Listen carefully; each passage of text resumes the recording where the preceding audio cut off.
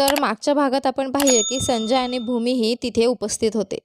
आकाशने खोल श्वास घेतला आणि त्यांची नजर टाळत उभा राहिला, जणू त्यांच्या अस्तित्वाकडे दुर्लक्ष करत होता. इतका सगळा द्वेष सहन करणं त्याच्यासाठी खूप कठीण होतं. पण तरीही त्याच्या नजरा मात्र क्षणभरही संजयपासून दूर जात नव्हत्या. तो डोळ्यांच्या कोपऱ्यातून सतत त्याच्याकडे पाहत होता. संजयलाही ते कळत होतं. मानसीने लगेच आकाशचा हात पकडला आणि जोरात डोकं हलवत त्याला थांबवण्याचा इशारा केला. पण आकाश मागे हटला नाही. तो तिथेच कठोर चेहऱ्याने उभा राहिला आणि हलक्या आवाजात तिला हात सोडायला सांगितलं. नको आकाश. ती पूर्णपणे त्याच्याकडे वळली आणि त्याच्या छातीवर हात ठेवला. मानसी, मला करू दे हे, तो थोड्या मोठ्या आवाजात म्हणाला. दोघेही एकमेकांच्या डोळ्यात पाहत उभे राहिले. आकाश कधीच मानसीवर ओरडत नसे. त्याचा आवाज कधी कधी कठोर असायचा, पण ओरडणं किंवा रागाने बोलणं त्याच्याकडून अपेक्षित नव्हतं. त्याच्या त्या शब्दांनी मानसी थोडी दचकली. स्वप्ना स्पष्टपणे आकाशवर रागावलेली होती आणि आकाशलाही ते चांगलंच माहीत होतं. त्याला ते अपेक्षितच होतं, कारण त्याने फोनवर खूप उलटसुलट बोललं होतं. त्यामुळे तिचा त्याच्यावर राग असणं स्वाभाविकच होतं. त्याने आपल्या मूर्खपणालाच दोष दिला. स्वप्ना नीरजकडे पाहत होती, जणू त्याने काहीतरी करावं अशी तिची अपेक्षा होती. नीरज मात्र नेमकं काय चाललं आहे ते समजून घेण्याचा प्रयत्न करत होता. मला त्यांच्याशी एकदा बोलायचं आहे. यावेळी आकाश थेट नीरजजवळ गेला आणि त्याच्या समोरच स्पष्टपणे म्हणाला. आकाशला चांगलं माहीत होतं की कोणाला काय विचारायचं. मानसीसारखा तो गोंधळत नव्हता. मानसी त्याचा हात घट्ट पकडून त्याच्या मागे उभी होती. स्वप्ना काहीतरी बोलणार इतक्यात तिने उत्सुकतेने नीरजकडे पाहिलं. तिला अजिबात नको होतं की आकाश तिच्या वडिलांना भेटावं. तिला ते खूप धोकादायक वाटत होतं.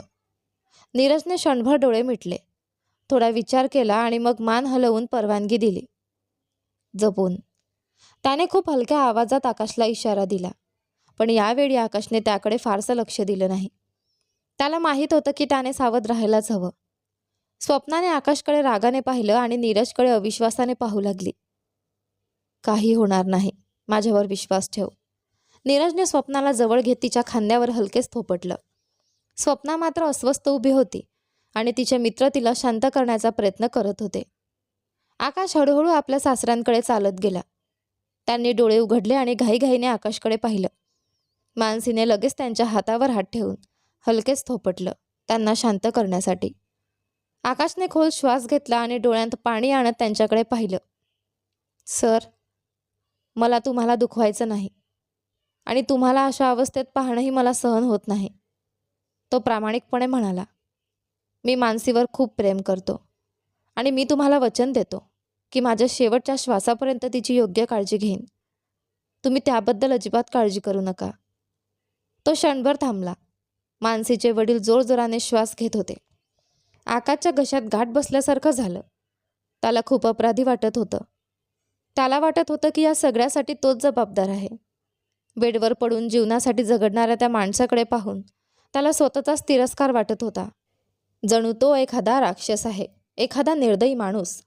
हे सगळं त्याला अजिबात नको होतं. सुडासाठी कोणाचं आयुष्य धोक्यात घालणं त्याला कधीच नको होतं. तो हळूहळू त्यांच्या जवळ गेला, गुडघ्यावर बसला आणि त्यांचा हात हातात घेतला. ती माझी पत्नी आहे. तिला सगळं प्रेम आणि काळजी मिळायला हवी.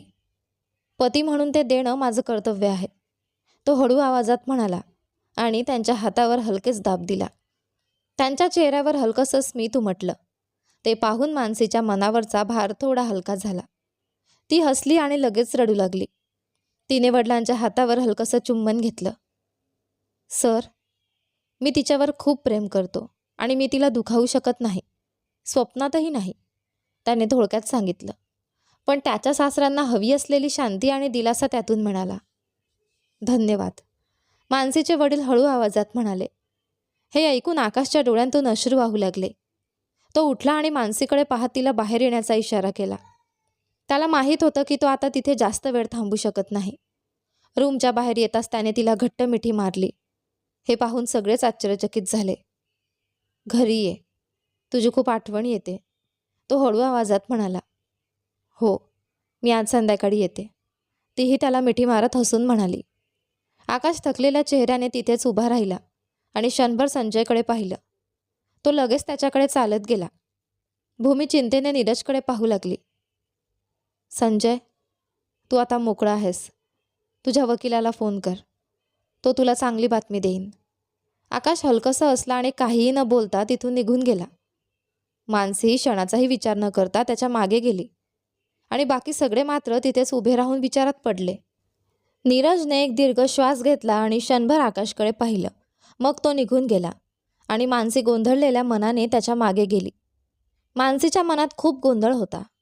तिच्या वडिलांची तब्येत सुधारते याचा आनंद मानावा की आपल्या बहिणीला आपल्या नवऱ्याबद्दल असलेल्या द्वेषाची चिंता करावी, हेच तिला समजत नव्हतं. ती पार्किंगमध्ये गेली आणि आकाशच्या कपाळावर हलकंसं चुंबन दिलं. त्याने तिच्यासाठी जे काही केलं त्याबद्दल. आकाशला तिला संध्याकाळपर्यंत घरी यायला सांगून ऑफिसकडे निघून गेला. मानसीने हसत मान हलवली आणि त्याला हात हलवून निरोप दिला. स्वप्ना मात्र मानसीच्या प्रत्येक हालचालीकडे बारकाईने पाहत होती.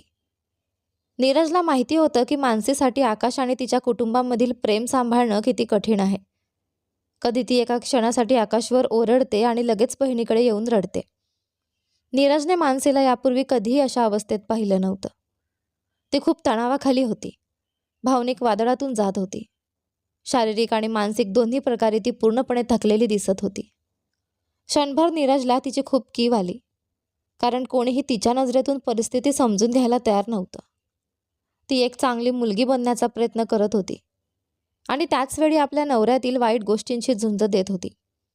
स्वप्नाला मात्र सगळ्या गोष्टी माहीत नव्हत्या. तिला फक्त एवढंच माहिती होतं की आकाश एक स्त्री लंपट आहे आणि त्याने अक्षरशः ब्लॅकमेल करून तिच्या बहिणी मानसीशी लग्न केलं. नीरजने स्वतः त्याला त्याच्या प्रेयसी सौम्यासोबत पाहिलं होतं. स्वप्नाच्या दृष्टीने ही सर्वात भयंकर गोष्ट होती. एक संरक्षक मोठी बहीण म्हणून ती या विचारानेच घाबरली होती.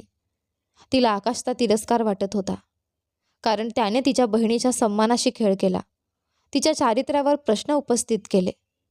मानसी त्याला कसं माफ करू शकते? चारित्र्यापेक्षा मोठी गोष्ट काहीच नसते. पण त्याने त्याचीच थट्टा उडवली, तिच्या भावना चिरडून टाकल्या. जर त्या क्षणी मानसीने काही मूर्खपणा केला असता तर? जर तिने आत्महत्येसारखं काही टोकाचं पाऊल उचललं असतं तर? मग त्याला जबाबदार कोण असतं? त्यांच्या कुटुंबाचं नुकसान कोण भरून काढलं असतं? म्हणूनच स्वप्नासाठी आकाशला माफ करणं अशक्य झालं होतं. फोनवर त्याने तिला जे शब्द सांगितले होते त्यासाठी ती त्याचा तिरस्कार करत होती. त्याने काय सांगितलं होतं? की तिची बहीण त्याच्यासोबत झोपली आहे आणि त्याच्याकडे तिचे ते फोटो आहेत. हे आठवलं की स्वप्नाच्या मनात प्रचंड घृणा निर्माण होत होती. प्रत्येक वेळी ती गोष्ट आठवली की तिचं रक्त खवळत होतं. नीरजने क्षणभर त्या विचारांपासून स्वतःला दूर करण्याचा प्रयत्न केला. त्याला चांगलंच माहिती होतं की आकाशने हे सगळं फक्त मानसीशी लग्न करण्यासाठी केलं. मानसीनेही त्यांना सांगितलं होतं की आकाशने कबूल केलं आहे की त्यांच्यात खरंच काहीही घडलं नव्हतं. ते सगळं एक सापळा होता. पण स्वप्ना त्यांच्या किती विनवण्या ऐकल्या तरी एका क्षणासाठी आकाशबद्दल सकारात्मक विचार करू शकत नव्हती. आकाशने तिच्या मैत्रिणींना दुखावलं. त्याने तिच्या बहिणीचं आयुष्य उद्ध्वस्त केलं आणि आता तिचे वडील हॉस्पिटलच्या बेडवर पडले आहेत. त्याच्यावर द्वेष करण्यासाठी अजून कोणती कारणं हवी होती? आता तर स्वप्ना काही ऐकायलाही तयार नव्हती. नीरजने तिला शांत राहायला सांगितलं आणि मानसीच्या दृष्टिकोनातून विचार करण्यास सांगितलं. जर मानसीने आकाशला माफ केलं तर त्यांना देखील त्याला स्वीकारावं लागेल. त्यांच्याजवळ दुसरा पर्याय नव्हता, कारण ते मानसीचं आयुष्य होतं आणि तिचं मत त्यांच्या द्वेषापेक्षा जास्त महत्त्वाचं होतं. नीरजने आकाशबद्दल चौकशी सुरू केली आणि त्याला त्याच्याबद्दल अनेक रोचक गोष्टी समजल्या. तो आकाशच्या कॉलेजमध्ये गेला. मानसी आणि आकाशची भेट कशी झाली हे त्याला समजलं. त्याला आकाशची मैत्रीण रिंकीबद्दलही कळलं. पोलिसांनी आकाशला अटक केली होती आणि त्याला कसा त्रास दिला होता हे कळाल्यावर नीरजला खूप धक्का बसला. यामुळे नीरजला आकाशच्या बाजूनेही विचार करायला भाग पाडलं. पण त्याची चौकशी एका ठिकाणी येऊन थांबली. पुढे काय झालं हे त्याला कळू शकलं नाही. खोट्या आरोपांमध्ये अटक झाल्यानंतर पुढे आकाशसोबत नेमकं काय घडलं हे नीरजला कळू शकलं नाही. की त्याला वाचवलं कोणी? या खोट्या आरोपातून त्याची सुटका कोणी केली? हा प्रश्न त्याच्यासाठी लाख मोलाचा प्रश्न बनला होता. आकाशबद्दलची अगदी मूलभूत माहितीही त्याला मिळू शकली नाही, जसं की त्याच्या आईवडिलांची नावं किंवा त्याचं जन्मस्थान. पण त्याला सर्वात जास्त आश्चर्य वाटलं ते म्हणजे या सगळ्या गोंधळामागे संजयच्या वडिलांचा हात असल्याचं त्याला समजलं. नीरज तिथेच थांबला नाही. त्याने आपल्या सासऱ्यांनाही विचारण्याचा प्रयत्न केला. त्या दिवशी नेमकं काय घडलं होतं? त्यांनी आकाशसोबत काय केलं होतं. पण त्याच्या सासऱ्यांनाही फारसं काही माहिती नव्हतं. त्यांनी एवढंच कबूल केलं की त्यांनी त्या वॉचमनचं ऐकलं आणि आकाशला एक फ्लर्ट, एक रोमिओ समजलं, जो मानसीच्या पैशामागे लागला होता. यामुळे ते खूपच संतापले. त्यांनी तर त्यांना काही व्हिडिओ क्लिप्सही दाखवल्या होत्या, ज्यात त्यांच्या घरासमोर मानसी आकाशला किस करताना दिसत होती. हे पाहून त्यांचा राग अनावर झाला. त्यांना कोणत्याही परिस्थितीत आकाशला त्याच्या कृत्याची शिक्षा द्यायची होती. त्यांनी पोलिसांना लाच दिली आणि आकाशचं आयुष्य उद्ध्वस्त करण्यास सांगितलं, त्याला अटक करून, त्याला छळून. दुसऱ्याच दिवशी पोलिसांनी मानसीच्या वडिलांना सांगितलं की आकाश पोलीस स्टेशनमधून पळून जाण्याचा प्रयत्न करताना अपघातात मरण पावला. हे ऐकून त्यांना सुटकेचा श्वास पडला. त्यांनी ते वृत्तपत्र मानसीच्या तोंडावर फेकलं आणि तिला कायमचं त्याला विसरून जायला सांगितलं. हे सगळं ऐकून नीरज खूप गोंधळला. त्याला नक्कीच या विषयावर मानसीशी बोलायचं होतं, कारण त्याला माहीत होतं या सगळ्यांचं खरं सत्य फक्त मानसीलाच माहिती आहे आणि ते सत्य त्याला तिच्याच तोंडून ऐकायचं होतं. तू त्याला बाबांना भेटू कसं दिलंस? का नीरज? स्वप्ना जवळजवळ ओरडली आणि नीरजच्या विचारांची साखळी तुटली. 10 वर्षांच्या लग्नानंतर ती पहिल्यांदाच त्याच्यावर इतक्या गंभीर स्वरात ओरडली होती. त्यामुळे नीरजला दुखावलं गेलं, पण तो शांत राहिला. कारण त्याला माहिती होतं या दोन्ही बहिणींना त्यांच्या वडिलांबद्दल किती जिव्हाळा आहे. त्यांनी सगळ्यांनीच ऐकलं होतं की मानसी आकाशवर ओरडत होती. त्यांना स्पष्टपणे कळालं नाही की ते दोघे काय बोलत होते, पण त्यांच्यात जोरदार वाद झाला होता हे मात्र नक्की. त्या घटनेला आता 1 आठवडा झाला होता. नीरज सतत आकाशकडे लक्ष ठेवून होता. त्याने पाहिलं की आकाश खूप शांत आणि गंभीर झाला होता. काहीतरी असं होतं जे नीरजला समजत नव्हतं. तो तिथेच बसला होता, स्वप्नाच्या शब्दांकडे दुर्लक्ष करत. तेवढ्यात मानसी डोळे पुसत परत आली, सगळ्यांसमोर हसण्याचा प्रयत्न करत. तिला त्यांना सांगायचं होतं आत काय झालं. तिचे बाबा आता किती आनंदी आहेत.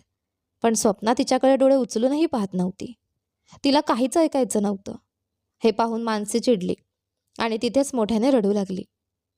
दी, मानसीने स्वप्नाचा हात धरला आणि तिला आपल्या बाजूला बसायला सांगितलं. पण स्वप्ना हललीही नाही. ती दगडासारखी तिथेच उभी राहिली. ती मानसीशी बोलायलाच तयार नव्हती. संजय आणि भूमिका देखील तिथेच होते. भूमीला दोन्ही बहिणींमधील तणाव जाणवत होता. ती पटकन मानसीजवळ बसली, तिला मिठी मारली आणि हलकेच तिच्या खांद्यावर थोपटू लागली.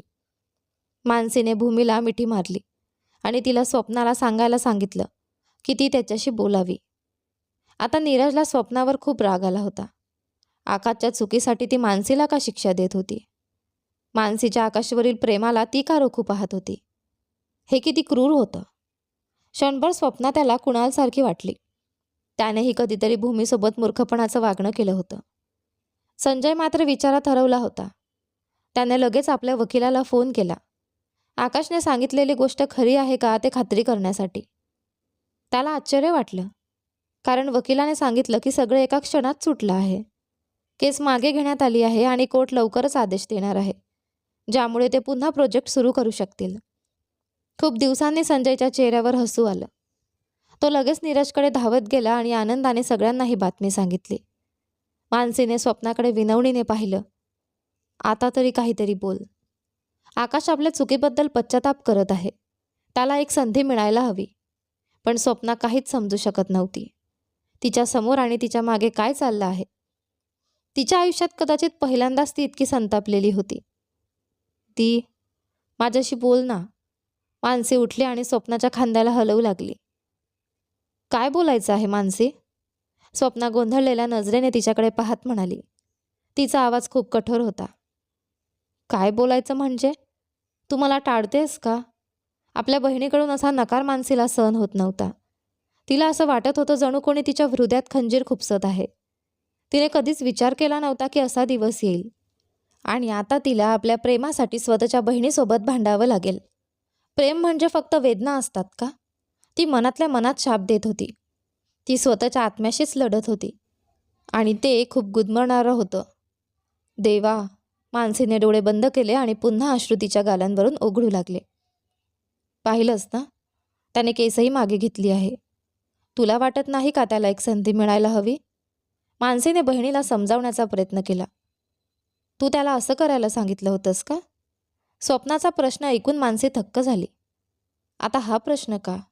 जरी त्याने तिच्यासाठी केलं असलं तरी त्यात काय चुकीचं आहे? ती चिडली. मी शपथ घेऊन सांगते, मला याबद्दल काहीच माहिती नाही दी. ती जोरात ओरडली. त्याने हे स्वतःहून केलं आहे. तुला ते का दिसत नाही? मानसी स्वप्नाला समजावण्याचा आटोकाट प्रयत्न करत होती. काय? मानसीच्या अशा बोलण्याने स्वप्ना चिडली. दी, मी नेहमी तुझ्यासोबत उभी राहिले, तुझ्या चांगल्या वाईट प्रत्येक काळात. मग आता तू मला का नाकारतेस? माझं प्रेम का नाकारतेस? यामुळे मला खूप वेदना होत आहेत. मानसी थांबायलाच तयार नव्हती. दी, तुझ्याकडून मला असं काही अपेक्षित नव्हतं. ती स्वप्नाच्या चेहऱ्याकडे पाहत तिथेच बसून पडली. मानसी, रडू नकोस. ती ठीक होईल. तिला थोडा वेळ दे. नीरज पुढे आला आणि मानसीजवळ गेला. मानसी, तू काय बोलतेस? आमचं लग्न? पण का? हा प्रश्न आत्ता का? मी असा माणूस लग्नासाठी निवडला नाही ज्याने माझ्या कुटुंबावर सूड उगवण्याचा प्रयत्न केला. उलट नीरजने माझ्या कुटुंबाचं रक्षण केलं. स्वप्नाने असं काही बोललं की मानसीचं हृदय अक्षरशः तुटलं. बस, एक शब्दही नाही. नीरजने स्वप्नाला इशारा दिला. क्षणभर मानसीला काहीच बोलता आलं नाही. नीरजने स्वप्नाकडे रोखून पाहिलं, काही वेळ तरी गप्प राहण्यासाठी. ही गोष्ट बोलण्याचीही योग्य वेळ नव्हती. मला तुम्हा सगळ्यांना काहीतरी सांगायचं आहे. तुम्हाला ऐकायचं असेल किंवा नसेल तरीही मी सांगणार आहे. आकाशसोबत नेमकं काय झालं आणि बाबांनी त्याच्यासोबत काय केलं, हे सगळं आज मी तुम्हाला सांगणार आहे. मानसीने सरळ आपल्या बहिणीच्या डोळ्यात पाहिलं. स्वप्नाने दीर्घ श्वास घेतला आणि स्वतःला शांत ठेवण्याचा प्रयत्न करत मानसीकडे पाहू लागली. फ्लॅशबॅक सुरू. मानसीचे बाबा त्या दिवशी आकाशवर ओरडत घाईघाईने तिच्याकडे चालत येत होते. मानसी लगेच त्यांच्याकडे धावली. बाबा प्लीज, मी तुमच्याकडे विनंती करते. मी त्याला इथून पाठवून देईन. कृपया गोंधळ करू नका. ती घाबरलेल्या चेहऱ्याने त्यांचा हात धरत म्हणाली. तिने आजूबाजूला पाहिलं तर सगळे पाहुणे कुतूहलाने त्यांच्याकडेच पाहत होते. बाबांनी तिचा हात झटकून टाकला आणि तिरस्काराने तिच्याकडे पाहिलं. त्यांच्या तीक्ष्ण नजरेने तिच्या हृदयाला टोचल्यासारखं झालं. काय माहीत त्यांना खरं कळलं असेल का? आईने त्यांना सगळं सांगितलं असेल का? हा विचार येताच ती घाबरून गेली होती. तिच्या गालांवरून अश्रू ओघळू लागले. तिने आपल्या बहिणीला शोधायचा प्रयत्न केला, पण त्या थोडा आधीच निघून गेल्या होत्या. त्यांचा मुलगा सुधन तब्येतीमुळे बरा नव्हता. बाबा, माझं ऐका. तो आधीच निघून गेला आहे. मी त्याला पाठवून दिलं. ती अजूनही त्यांचा हात धरून किंचाळत विनवणी करत होती. तिने मदतीसाठी आईकडे पाहिलं, पण काही उपयोग झाला नाही. आई तिथे आलीच नाही. हे काय आहे? असं म्हणत बाबांनी मोबाईलवर फोटो दाखवले. त्यांच्या घरासमोर मानसी आकाशला किस करतानाचे. हे पाहून तिचे डोळे विस्फारले. हे फोटो कोणी काढले आणि का? ती आकाशबद्दल विचार करू लागली. तिला माहीत होतं तिने त्याचं हृदय तुकडे तुकडे करून टाकलं होतं. नाही नाही, तुम्ही जे विचार करता आहात तसं काही नाही. ती घाबरत त्यांच्याकडे पाहण्याचा प्रयत्न करत होती. काय दिवस होता तो. एकाच वेळी तिने आपलं प्रेमही गमावलं होतं आणि आपल्या बाबांचा विश्वासही. तिने आपल्या नशिबालाच दोष दिला.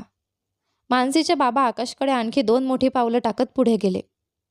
बाबा, मी त्याच्यावर प्रेम करते, ती हळू आवाजात म्हणाली. बाबांनी ते ऐकलं. ते तिच्याकडे रोखून पाहू लागले. जर हिंमत असेल तर पुन्हा तेच बोल, अशा नजरेने. त्यांच्या त्या नजरेने ती घाबरली आणि भीतीने गिळलं. देवा, मला वाचव. तिने डोळे मिटून मनात प्रार्थना केली. मला थांबवू नकोस. जर तू पुन्हा असं म्हणालीस तर मी त्याला मारून टाकेन. बाबा जोरात ओरडले. आकाश दचकला. त्यांनी ऐकलं. क्षणभर तिचं हृदय धडधडणं थांबवल्यासारखं झालं. बाबा, आम्ही फक्त भावनेच्या भरात असं केलं, त्यापेक्षा काही नाही, ती इकडे तिकडे पाहत म्हणाली.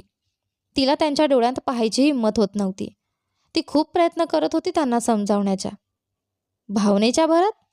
घाणेरडं. बाबा जोरात ओरडले आणि मानसी पुन्हा दचकली. तुला अजिबात लाज वाटत नाही का? माझ्यासमोर, तुझ्या बापासमोर हे सगळं कबूल करताना? असं म्हणत त्याने तिला जोरात थप्पड मारली. थप्पड, पुन्हा थप्पड, 2दा, 3दा. आजूबाजूला लोक आहेत याचाही त्यांनी विचार केला नाही. बहुतेक पाहुणे तेव्हाच तिथून निघून गेले होते. हे मानसीसाठी थोडं बरं झालं. असं बोलायची तुझी हिंमत कशी झाली? ते रागाने पुटपुटले. हरामखोर, याला इथून फेकून दे, असं म्हणत त्यांनी वॉचमनला ओरडून सांगितलं आणि नजरेला चुकवत तिकडे पाहिलं. बाबा प्लीज, माझं ऐका. मानसी विनवणी करत होती, पण त्याने तिचा हात झटकून टाकला. एक शब्दही न बोलता ते तिथून निघून गेले आणि मानसीचं हृदय लाखो तुकड्यात तुटलं. ती वेदनेने बाबांकडे पाहत राहिली. बाबा तुम्ही काय केलं? तिचे डोळेच हा प्रश्न विचारत होते, पण त्यांनी फक्त रागाने तिच्याकडे पाहिलं. त्याने तिचा हात पकडला आणि तिला ओढत तिच्या खोलीत घेऊन गेले. लवकरच त्यांना खात्री झाली की आकाश तिथून निघून गेला आहे. बाबा तुम्ही काय करत आहात? ती ओरडली, पण त्याने तिचं काहीच ऐकलं नाही आणि दरवाजा लॉक करून टाकला. ती किती वेळ तिथे बसून रडत राहिली, भिंतीकडे पाहत राहिली. तिलाही कळलं नाही. तिला एकच गोष्ट सतावत होती. तिचे आणि आकाशचे फोटो कोणी काढले? कोण असू शकतं ते? कोणाला याची गरज होती? ती सतत याच विचारात हरवली होती. तिने डोळे मिटण्याचा प्रयत्न केला, पण तिला फक्त आकाशचाच चेहरा दिसत होता, त्याच्या डोळ्यात तिच्याबद्दलचा द्वेष.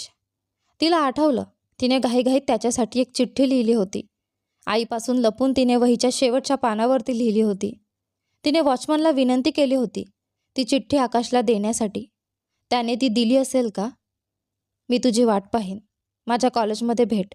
मी तुला सगळं समजावून सांगेन. मी तुझ्यावर प्रेम करते, असं तिने काळ्या शाईने घाईघाईत लिहिलं होतं आणि खाली आपल्या कॉलेजचा पत्ता लिहिला होता. तेवढ्यात तिला दरवाजा घाईघाईने उघडल्याचा आवाज ऐकू आला. तिचे बाबा गंभीर चेहऱ्याने तिच्यासमोर उभे होते. स्वप्नाला याबद्दल काहीही सांगू नकोस, त्यांनी तिला इशारा दिला. ते याबाबत खूपच ठाम दिसत होते. हे ऐकून मानसीला चीड आली, कारण तिचे बाबा चांगलेच जाणत होते. स्वप्ना हीच एक व्यक्ती आहे जी नेहमी तिच्या पाठीशी उभी राहते. मानसी काही बोलली नाही, पण तिला तिथून पळून जाऊन आपल्या बहिणीकडे जायचं होतं, थोडी शांतता शोधण्यासाठी. मी दीकडे जाते. ती उठली आणि घाईघाईने गाडीकडे निघाली. मी पुन्हा सांगतोय, तिला याबद्दल काहीही सांगू नकोस. हा इशारा समज. बाबांनी तिला धमकी दिली. मी नाही सांगणार, मला जाऊ द्या, ती ओरडली. मानसीला चांगलं माहीत होतं, जर ती त्यांच्या विरोधात गेली तर ते स्वप्ना आणि नीरजला दुखावतील. आता त्यांनी त्यांच्या लग्नाला स्वीकारायला सुरुवात केली होती. ती आपल्या बहिणीचं आयुष्य पुन्हा बिघडवू इच्छित नव्हती. तिला स्वप्नाकडे सोडून ये, असं म्हणत बाबांनी ड्रायव्हरला तिला हॉटेलमध्ये सोडायला सांगितलं आणि तिला पुन्हा एकदा इशारा दिला. ड्रायव्हरने तिला हॉटेलमध्ये सोडलं. मानसी धावतच आपल्या बहिणीकडे गेली. तिने दरवाजा उघडला. स्वप्नाला मिठी मारली आणि मोठ्याने रडू लागली. स्वप्नाने फक्त फिक्या चेहऱ्याने तिच्याकडे पाहिलं, पण एक शब्दही बोलली नाही. स्वप्नाने कितीही विचारलं तरी मानसीने काही उत्तर दिलं नाही. ती तिच्या मांडीवर डोकं ठेवून तिथेच झोपली. दुसऱ्या दिवशी ते परत घरी आले. मानसीने पाहिलं तर तिचे बाबा मोबाईल हातात घेऊन तिच्यासमोर उभे होते. मुन्ना, बरोबर ना? पोलिसांनी त्याला बेकायदेशीर ड्रग्ज ठेवण्याच्या आरोपात अटक केली आहे, ते म्हणाले. असं काही जे मानसीने कधी कल्पनाही केली नव्हती. पाहिलंस? तू कोणाला निवडलंस? एक गुन्हेगार, ते हसत तिची चेष्टा करत म्हणाले. एकदा पोलिसांशी बोल, तुला कळेल तो कसा माणूस आहे. ते जणू उघडपणे तिला आव्हान देत होते. हे ऐकून स्वप्नालाही धक्का बसला. त्यांना सांग की तुला त्याच्याबद्दल काहीच माहिती नाही, नाहीतर ते तुला पोलीस स्टेशनला ओढून देतील. माझ्या मुलीला खोट्या आरोपांमध्ये अटक होऊन पोलीस स्टेशनला जावं लागावं असं मला नको आहे. ते तुला काही प्रश्न विचारतील, शहाणपणाने उत्तर दे. त्यांना सांग तू त्याला ओळखत नाहीस. त्यांना सांग तो फ्लर्ट आहे आणि त्याने तुझ्यावर जबरदस्ती करण्याचा प्रयत्न केला. ते आपल्या शब्दांनी तिला फसवण्याचा प्रयत्न करत होते. मानसीने रागाने त्यांच्याकडे पाहिलं. ती आधीच अपराधीपणाने तुटून गेली होती आणि आता तिचे बाबा तिला खोटं बोलायला सांगत होते. हे काय चाललं होतं? त्यांच्याशी बोल, असं म्हणत त्यांनी मोबाईल तिच्याकडे फेकला आणि ओरडले. बाबा, तीही ओरडली. आधी त्यांच्याशी बोल, ते पुन्हा ओरडले आणि फोनकडे बोट दाखवलं. हॅलो, तिने सगळ्या वेदना गिळून बोलायला सुरुवात केली. तिला माहीत होतं तिच्याकडे दुसरा पर्याय नव्हता. हो, त्याने मला त्रास दिला. त्याने माझ्या घरासमोर रस्त्यावर मला किस केलं. तो फ्लर्ट आहे, स्त्रीलंपट आहे. इतकं बोलून ती जमिनीवर कोसळली आणि मोठ्याने रडू लागली. बाबा, तुम्ही माझ्यासोबत असं करू शकत नाही, ती फिक्या चेहऱ्याने पुन्हा ओरडली. का नाही करू शकत? तुला त्याच्याबद्दल काय माहिती आहे का? तो फसवा आहे. तो फक्त तुझ्या पैशांमागे आहे. त्यांच्या या शब्दांनी ती थक्क झाली. पुरावा पाहिजे का? त्यांनी भुवया उंचावत विचारलं. तुला माहिती आहे ना, तो मुकुंदकडे काम करतो. पोलिसांनाही ते कळलं आणि त्यांनी ते खात्री करून सांगितलं. मुकुंद माझा कायमचा प्रतिस्पर्धी आहे हे तुला माहिती आहे ना? मग तो त्याला का भेटायला गेला? ते तिच्या डोळ्यात पाहत विचारत होते. आणि आता त्याला ड्रग्ज बाळगल्याच्या आरोपात अटक झाली आहे. मानसीला काहीच समजत नव्हतं, पण क्षणभर तरी तिच्या मनात आकाशबद्दल संशय निर्माण झाला. मग ते फोटो बाबांना कोणी पाठवले असतील? ती गोंधळलेल्या विचारांमध्ये हरवली. तिच्या बाबांनी जे काही सांगितलं ते तर्कहीन होतं, पण तरीही तिने ते मान्य केलं. तो श्रीमान मुकुंदला का भेटला होता? जर त्याला आपल्या पैशांची गरज नव्हती तर त्याने त्याच्याकडून पैसे का घेतले? बाबांनी असं काही विचारलं जे तिच्या मनात कधी आलंच नव्हतं. खरं म्हणजे कोणालाही माहिती नव्हतं की आकाश त्याच्या NGOसाठी निधी गोळा करण्यासाठी मुकुंदला भेटायला गेला होता. त्याच्या स्टाफलाही त्या भेटीचं खरं कारण माहीत नव्हतं, पण त्यांनी एवढंच सांगितलं होतं की आकाश त्याला भेटायला गेला होता आणि बाबांनी त्यातून अनेक गोष्टींचा वेगळाच अर्थ काढला. हे सगळं मानसीला खूप विचित्र आणि गोंधळात टाकणारं वाटत होतं. आणखी 2 दिवस गेले. मानसी अजूनही आपल्या बाबांवर रागावलेली होती. आकाशबद्दल त्यांनी जे बोललं आणि ज्या प्रकारे त्याचा अपमान केला त्यामुळे. पाहिलंस ना, तो मेला आहे आणि त्याचे तस्करांशी संबंध होते. तो मेला? तो फ्लर्ट होता, स्त्रीलंपट होता आणि त्याहूनही वाईट म्हणजे गुन्हेगार. आणि तू म्हणाली होतीस की तू त्याच्यावर प्रेम करतेस. असं म्हणत मानसीच्या बाबांनी तिच्या तोंडावर एक वृत्तपत्र फेकलं. मानसीला अजिबात कल्पना नव्हती की आकाशच्या अटकेमागे तिचेच बाबा होते. तिला काहीच माहिती नव्हतं. जेव्हा बाबांनी तिला आकाशच्या अटकेबद्दल सांगितलं तेव्हा ती पूर्णपणे गोंधळली. तिला आपल्या बाबांचा हेतू समजला नाही. ते त्यांच्या आयुष्याशी खेळत होते आणि त्यांच्यापैकी कोणालाही याची कल्पना नव्हती. हळूहळू मानसी आकाशला विसरू लागली होती. यानंतर पुढे काय होतं ते पहा आपल्या या कथेच्या पुढच्या भागामध्ये. पण तोपर्यंत आजचा भाग कसा वाटला हे मला कमेंट करून नक्की सांगा. सोबत व्हिडिओला लाईक करा, शेअर करा, चॅनलवर नवीन असाल तर सबस्क्राईब करा आणि हो, नोटिफिकेशन बेल नक्की दाबा जेणेकरून येणाऱ्या पुढील व्हिडिओची अपडेट तुम्हाला सर्वात आधी मिळेल. धन्यवाद.